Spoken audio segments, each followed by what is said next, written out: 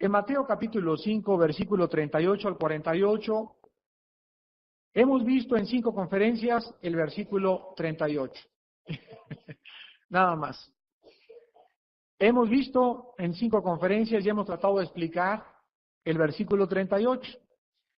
Y que toda esta temática y aparentemente semántica, filosófica, no es más que una mala interpretación de los fariseos que trataban de llevar a cabo la venganza personal mediante el mandamiento ojo por ojo, diente por diente. A continuación, el Señor Jesucristo dijo en el versículo 39, pero yo os digo, no resistáis al que es malo. Antes, a cualquiera que te hiera en la mejilla derecha, vuélvele también la otra. Al que quiera ponerte a pleito y quitarte la túnica, déjale también la capa. Y a cualquiera que te obligue a llevar carga por 1 milla, ve con él 2. Hemos puesto énfasis desde la clase pasada en el versículo 39 en la frase no resistáis al que es malo. Y hemos tratado de poder evaluar esta temática de Cristo, porque ya vimos claramente que no significa no tener ejércitos, no significa no tener un cuerpo de policía, no significa no tener autoridades civiles que lleven a cabo y lleven a los tribunales a los criminales, a los ladrones, a los asesinos, a los violadores. Porque cualquiera podría decir, no, Cristo dice, no resistas al malo, me chocan, que Dios te bendiga, me roban, que Dios te bendiga. Y cuando nosotros nos vamos al extremo de la ley, nos convertimos entonces en legalistas. Hay 2 peligros muy grandes en la vida cristiana y los 2 son opuestos radicales. Uno es el legalismo. Esto significa basarse en la letra de la ley nada más. Y el otro es el antinomianismo. La palabra nomos significa ley, la palabra anti en contra de la ley. O sea, el antinomianista o el antinomianismo es ir en contra de todo aquello que Dios nos manda. O sea, el libertinaje total. Entonces, tanto el radicalismo del legalismo como el libertinaje total de ir en contra de la ley son totalmente polos opuestos que nos van a llevar a convertirnos en herejes. Y tenemos que nosotros darle el sentido y poder trazar la palabra de Dios de acuerdo al texto y al contexto que el Señor Jesús quería verdaderamente darnos a entender. ¿Cómo se puede lograr esto? Muy fácil, cotejando línea con línea, versículo con versículo, precepto sobre precepto, acomodando lo espiritual con lo espiritual y teniendo la armonía de toda la Biblia para que junto con toda la Biblia podamos decir, así es como debe de ser. Porque si yo saco de la Biblia un versículo y le doy una interpretación y por otro lado hay otra interpretación, ya la interpreté privadamente. Y por eso hay tantas sectas. Los testigos de Jehová, los mormones, adventismo del séptimo día, el unitarismo y todas las sectas usan de la Biblia textos que inflan o lo sacan radicalmente de su contexto y comienzan a delinear una doctrina alrededor de 1 o 2 versículos y no de un contexto entero. Entonces ellos comienzan a apoyar sus herejías con la palabra de Dios y te enseñan la Biblia. Desgraciadamente son igual que Satanás. Cuando el Señor Jesucristo fue tentado, recuerden ustedes que Satanás le dijo y le citó uno de los salmos, ¿se acuerdan? Y le dijo a Jesús, está escrito, a los ángeles, si te avientas del templo, la Biblia dice que si tú te avientas, los ángeles te detendrán para que tu pie no tropiece en piedra. Satanás le citó la Biblia a Cristo. Cristo hubiera dicho, qué gusto me da que estás memorizando la Escritura, Satanás. Pero ¿sabe una cosa? Que Cristo nos enseña algo muy profundo. Y le dijo a Satanás, escrito está también. O sea, no cites incompleto, sigue leyendo lo que dice abajo. Entonces, Satanás nunca es más diabólico que cuando trae la Biblia debajo del brazo. Y tú puedes encontrar a mucha gente con la Biblia y no por eso podemos nosotros concluir que son cristianos o que son hijos de Dios. Porque, repito, nunca es algo más diabólico que cuando Satanás cita la Biblia para sus propósitos perversos también. Vamos en esta noche a tratar entonces de poder comenzar a limpiar la paja y poder esclarecer claramente el significado: no resistas al que es malo. La palabra resistir, aquí en el griego es la palabra antistemi, que significa ir en contra o ponerse en contra de alguien. Cristo aquí nos estaba diciendo que los cristianos no nos pongamos en contra de las personas que nos ofenden interiormente. En otras palabras, que no tratemos, si alguien nos hace un mal, estar toda nuestra vida en contra de esa persona, porque nosotros demostraríamos con esto venganza y amargura en el corazón. Cristo no quería decir aquí que debemos dejar que la maldad corra por todos lados. Cristo no nos está diciendo, nunca resistan a los criminales ni a los violadores. No, dejen que la maldad corra por todos lados, que no hay nadie que la detenga. Ni tampoco Cristo está diciendo que los criminales deben quedarse sin castigo. Ni tampoco está diciendo que los países no tengan policía ni ejército, sino que nos está, repito e insisto, diciendo que no resistamos, no nos pongamos en contra, no guardemos rencor. No nos amarguemos contra aquellos que están tratando de hacernos algún mal. Vamos a ver, para poder comprender un poco más esto, los derechos que tenemos todos nosotros como seres humanos. Pues el Señor Jesús ilustró lo que estaba diciendo acerca de amar a nuestros enemigos al hablar de los derechos básicos de la humanidad. ¿Saben ustedes cuáles son los derechos básicos del ser humano a nivel internacional? Los derechos del ser humano son 4 principalmente. El primero es el derecho de la dignidad. El segundo es el derecho de la seguridad. El tercero es el derecho de la libertad. Y el cuarto es el derecho de la propiedad. Y casi todas las constituciones políticas de todas las naciones garantizan estos 4 derechos por persona. Y vamos a tratar en esta noche de introducirnos en estos 4 derechos que tienes tú y que tengo yo. Escúchenme muy bien. Como ciudadanos de un país, pero no siempre como ciudadanos del cielo. El primer derecho es el derecho de la dignidad. En nuestra sociedad, toda persona, negro, pobre, amarillo, mexicano, cholo, chicano, francés, americano, debe ser tratado con respeto, dignidad y bondad. Ahorita en Estados Unidos, cuando ustedes vayan, van a encontrar ya con más frecuencia que hay cuadros en todas las oficinas del gobierno y en muchos lados donde dice: exige ser tratado con los mismos derechos que un blanco. En otras palabras, que nadie te discrimine por ser mexicano, o por ser amarillo, o por ser negro, o por ser latino, o por ser puertorriqueño. Porque la Constitución americana demanda que todo aquel que ha nacido o ha sido nacionalizado o tiene su residencia en América o en Estados Unidos sea tratado por igual, con equidad, justicia e igualdad. Nosotros, ¿saben ustedes de dónde viene este sentido de la dignidad, por lo cual todos debemos tratarnos con respeto y nunca despreciar a una sirvienta, ni a un bolerito, ni a un albañil, ni a un plomero, ni a nivel diplomático, ni a nivel individual? Esto tiene su raíz en la Biblia. Esto se debe a que Dios nos hizo a su imagen y semejanza. Y dice en Génesis 1, 26 y 27, Dios dijo: hagamos al hombre a la imagen y semejanza de Dios. Todos los seres humanos, no importa quién sea, negro, apache, árabe, judío, libanés, mexicano, no importa cuál sea su condición cultural, racial, cualquier o étnica, cualquier ser humano debe ser tratado con dignidad y con respeto.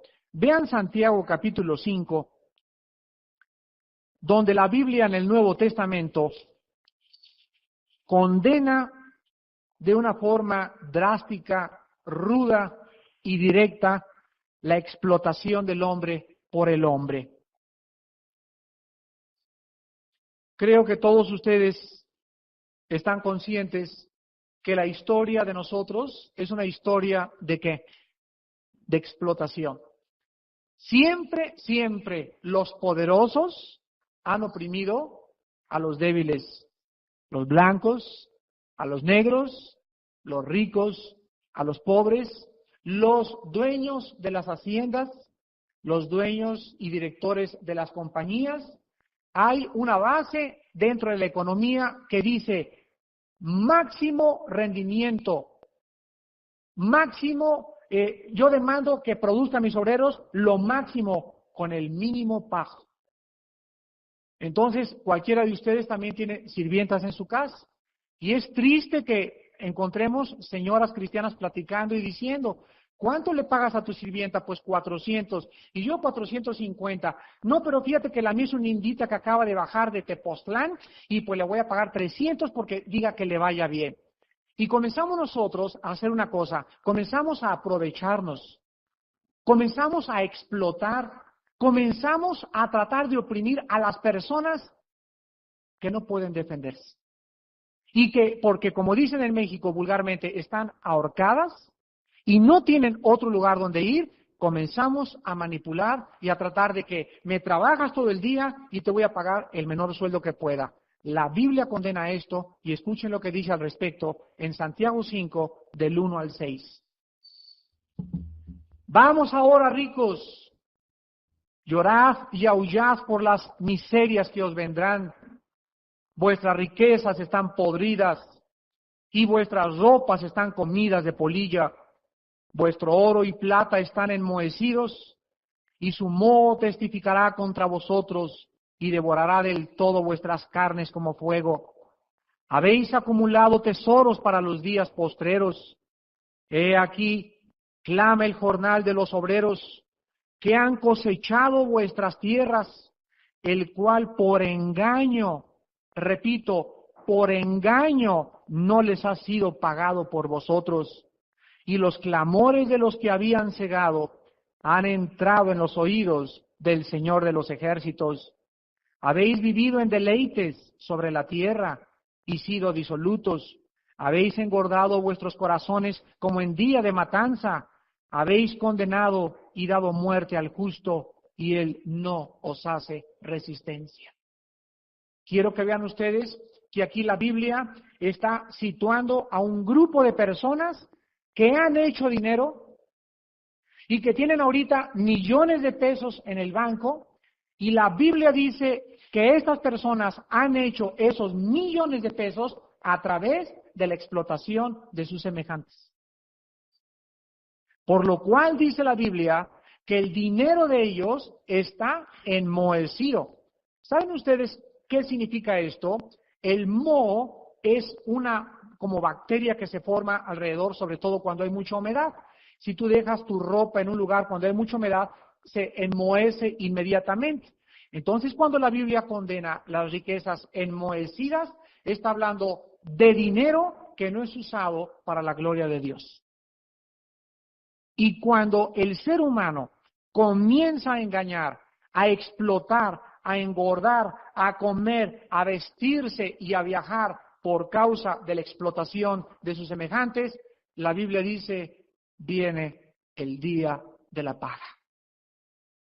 Y ahorita muchos de ustedes pueden decir, si hay Dios, ¿por qué hay tantas injusticias? Si hay Dios, ¿por qué permite esa explotación tan vil, tan lastimera, tan patética del semejante al semejante? La Biblia dice, viene el día del juicio. Y entonces ahí dice la Biblia, podrá Dios decirles a estas personas, Ustedes estaban aquí arriba, los explotados estaban aquí abajo, el que ríe el último ríe mejor. Ustedes ahora serán lanzados al infierno eterno y los que estaban siendo explotados serán elevados a la posición de supremacía que ahorita merecen, porque ustedes no tuvieron compasión ni respetaron el derecho de la dignidad del ser humano. Esta dignidad, desgraciadamente, podemos repetir, no siempre es respetada. Muchos de ustedes, amigos, hermanos en Cristo, están siendo explotados en su trabajo. Muchos de ustedes se están aprovechando sus jefes de ustedes. Otros saben que deben de pagarles salario mínimo, que deben y tienen el derecho de tener seguro social, de pagar cada media hora que ustedes trabajen de más, se les debe de pagar extra. Pero los jefes no dicen eso, dicen, no tienes que darme más tiempo para hacer méritos, aunque sea en contra de la ley. ¿Por qué? Porque quieren más dinero y quieren explotar. Y sin embargo, dice la Biblia, encomienda a Jehová tus caminos y Él hará. Ahí es cuando Cristo dice, no resistas al que es mal. Si tú estás siendo explotado en alguno de tus trabajos, no te queda más que voltear la otra mejilla y acordarte que no vas a meterlo a la cárcel, es imposible, están súper protegidos por su departamento de contabilidad, nunca le vas a probar tu explotación, pero la Biblia dice, esperen con paciencia, vean el versículo 7 de Santiago 5. Y esta es la actitud del cristiano, por tanto, hermanos. O sea, está hablando, esta frase, por tanto, nos conecta con el pensamiento anterior. O sea, por causa de la explotación anterior, tengan paciencia. Hasta la venida del Señor. Mirad cómo el labrador espera el precioso fruto de la tierra, aguardando con paciencia hasta que reciba la lluvia temprana y la tardía. Tened también vosotros paciencia y afirmar vuestros corazones, porque la venida del Señor se acerca. El Señor nos dice en esta noche que así como el labrador, cuando avienta las semillas de maíz y avienta el trigo, no espera inmediatamente tener una cosecha, sino que el labrador primero siembra y después, ¿qué hace? Comienza a regar la semilla. Y después de 15 días, de 2 meses, de 3 meses, el labrador, muchas veces después de 1 año, el labrador ve el fruto de su trabajo. Así nosotros no nos cansemos de hacer el bien, porque segaremos si nosotros persistimos con paciencia. El segundo derecho del ser humano es el derecho de la seguridad. El derecho de la seguridad. Y este derecho es el derecho que tú y yo tenemos de sentirnos seguros en la sociedad en que vivimos. Tú y yo tenemos el derecho de salir en la calle en la noche y que no haya una persona que nos asalte.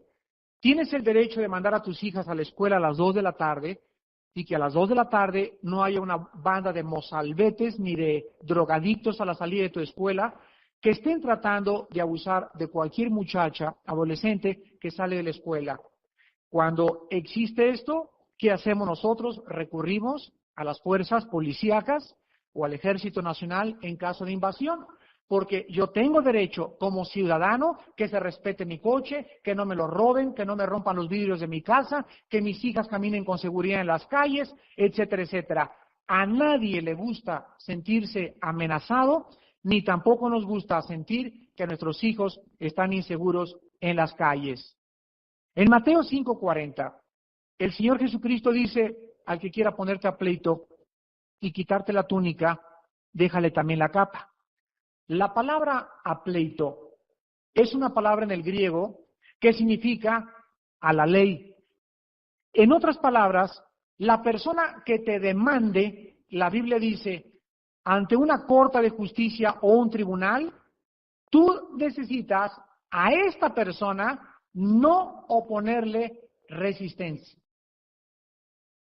Si alguien llega a tu casa, por ejemplo, llega mañana a la policía a tu casa y te agarran y te dicen, vámonos a la cárcel, la Biblia dice que nosotros no debemos ponernos en contra de estas autoridades, estés o no estés en la razón. ¿Y saben ustedes por qué? Porque son autoridades.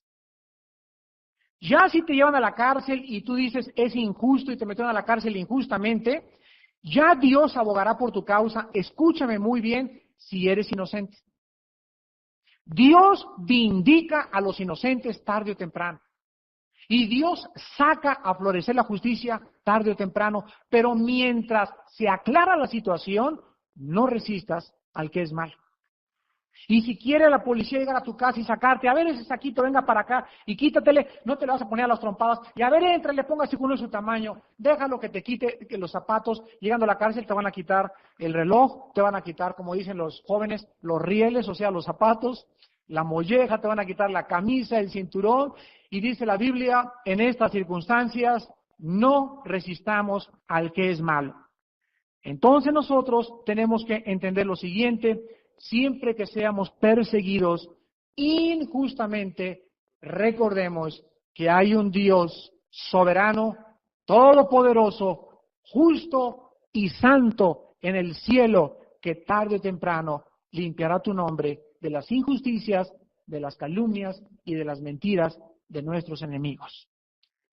En tercer lugar tenemos el tercer derecho, el derecho a la libertad. ¿Saben ustedes qué es la libertad?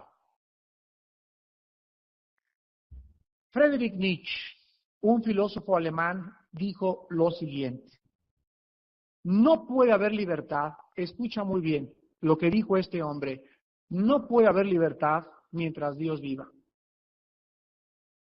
Jean-Paul Sartre dijo lo siguiente: mientras el ser humano no pueda ser autónomo, no puede haber libertad. Jean-Paul Sartre ligaba la libertad a la autonomía. En otras palabras, Jean-Paul Sartre decía, no me digas que eres autónomo sin ser libre, ni tampoco puedes ser libre sin ser autónomo. ¿Cómo contestarías tú a estas premisas filosóficas?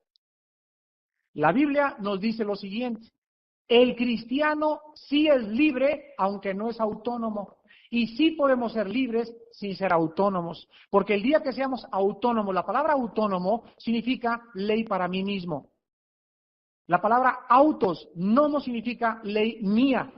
Y cuando decimos autonomía, estoy diciendo que yo hago mis leyes, que no le consulto a nadie, y que como yo hago mis leyes, entonces sí soy libre. Jean-Paul Sartre confundió la libertad con el libertinaje. Sí es cierto que somos libres, pero escúchenme muy bien, no para hacer lo que querramos. Y ahí está el error filosófico de Friedrich Nietzsche y de también Jean-Paul Sartre: no conocer la ética cristiana. ¿Qué quiere decir la ética y qué es la moral? La moral y la ética tienen una línea convergente que es paralela y que es muy similar, sin embargo son dos palabras diferentes. La moral es lo que haces, la ética es lo que debes hacer. Cuando nosotros hablamos y decimos, ese doctor no tiene ética profesional, ¿qué estamos diciendo? Estamos diciendo que no hace lo que debería hacer. Cuando decimos, esa persona no tiene un cariz de ética como ingeniero, decimos que no hace lo que debe de hacer. Entonces la ética cristiana es las reglas que nos llevan a hacer lo que Dios manda, no lo que nosotros mandamos. Cuando tú te conviertes a Cristo, pierdes tu autonomía.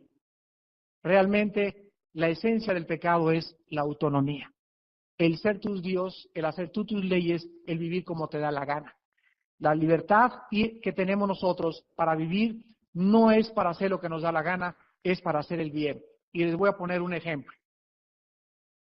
Cuando un criminal sale de la cárcel, el juez le dice a Pancho Pantera, mira, eres libre. Y en ese momento sale gritando, gracias a Dios, tráigame la ametralladora, tráigame esta mujer, me muere.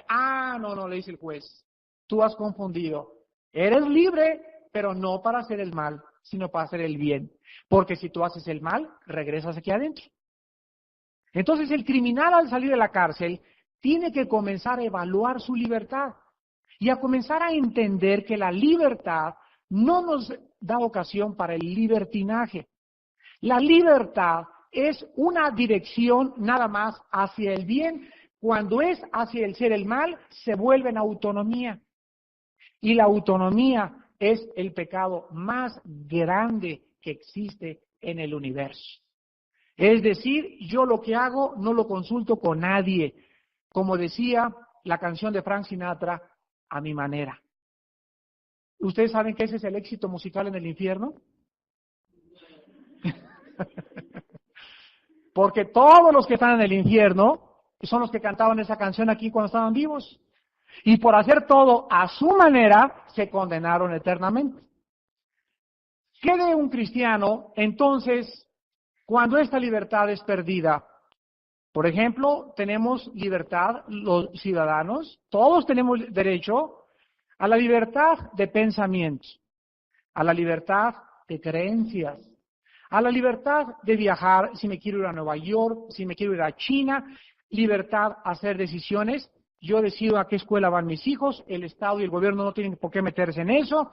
Tenemos libertad para votar y para expresarnos y decir lo que nosotros pensemos en cuanto nosotros querramos a la hora que querramos. Esta es la libertad que un ciudadano debe de gozar. Fue el error del marxismo. El marxismo tenía muchas premisas falsas filosóficamente, pero donde más grandemente se equivocó Carlos Marx fue en coartar, restringir el derecho más grande del ser humano, el derecho de expresión.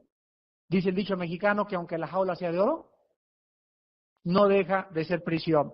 Un día me dijo un cubano comunista, me dice, señor Alducin, yo le pruebo que Cuba, chico, es la isla que menos crimen y menos violaciones y menos prostitución y menos drogas. Allá los drogadictos los colgamos, chico, y les damos arroz con pescado en la cárcel.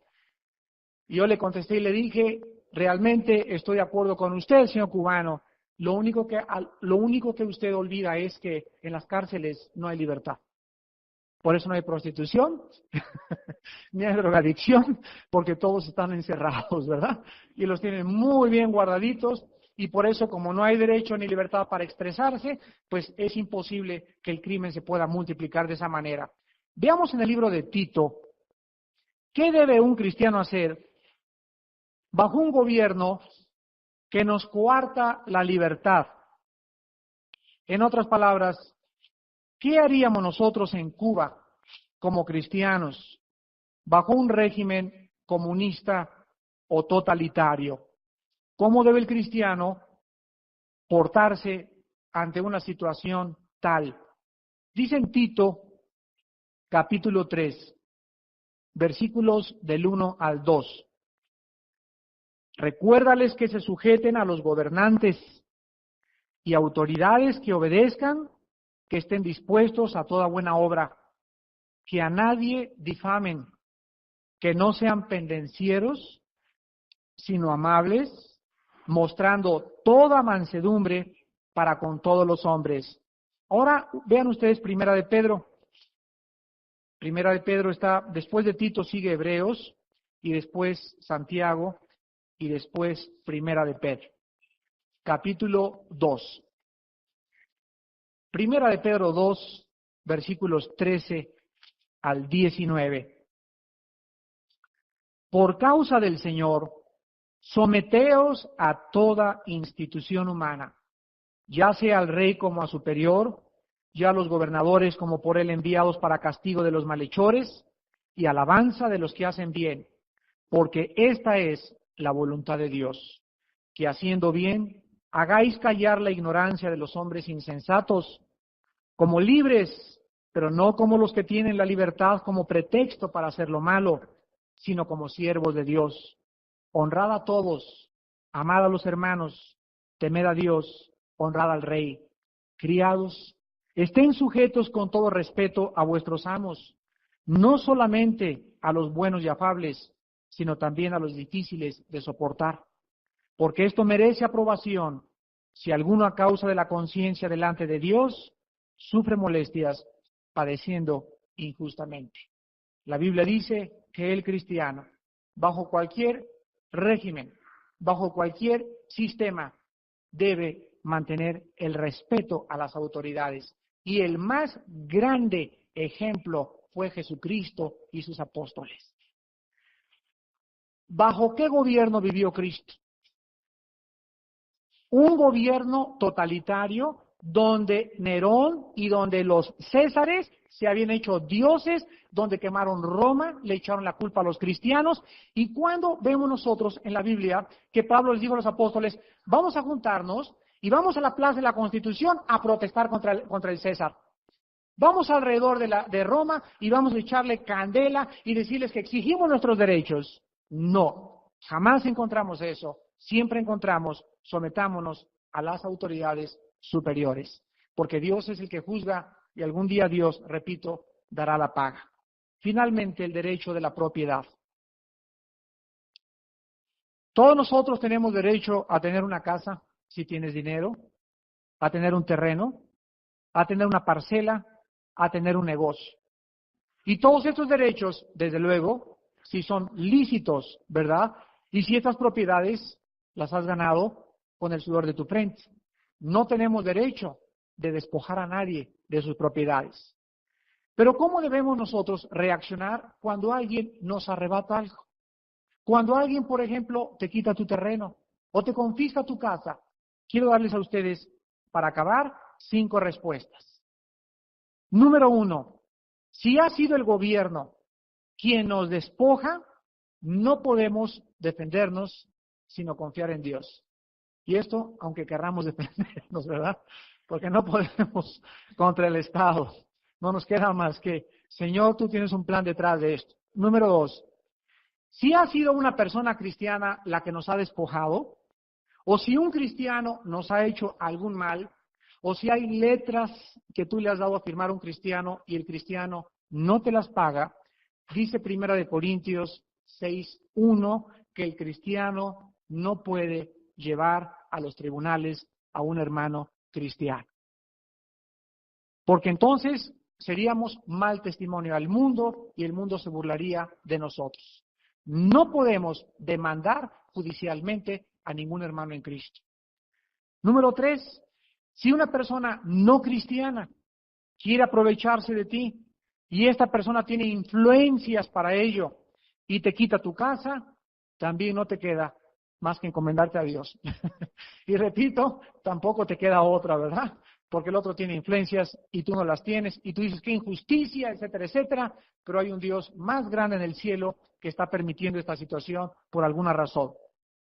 Y número 5, si este despojo se debe por causa de que somos cristianos, o sea, por la persecución, como les pasó a unos hermanos en el cerro hace poquito aquí cerca de la Jusco, que llegó una multitud de 10,000 y les rompieron las sillas de la iglesia, etcétera, etcétera.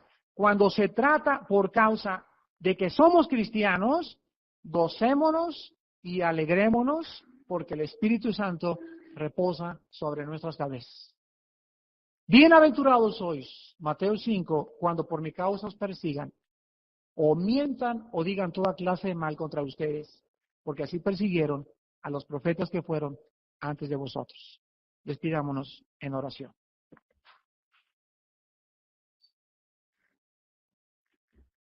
Padre, te damos gracias en esta noche porque aunque tenemos derechos como ciudadanos, concluimos en esta noche que no debemos preocuparnos con nuestra libertad, con nuestra seguridad, con nuestra dignidad o con nuestras propiedades, porque te tenemos a ti que cuidas de nosotros constantemente.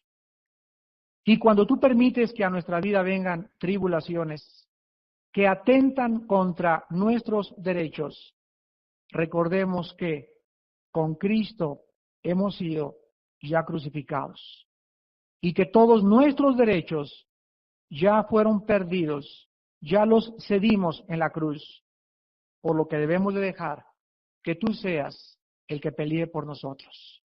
Padre, nuestra alma solo puede tener descanso en un Dios que está gobernando en el cielo y que por una razón todavía aún no explicada, podemos nosotros seguir viendo injusticias. Pero sin embargo tú dices, no tengas envidia del que prospere en su camino, porque como la hierba será cortado.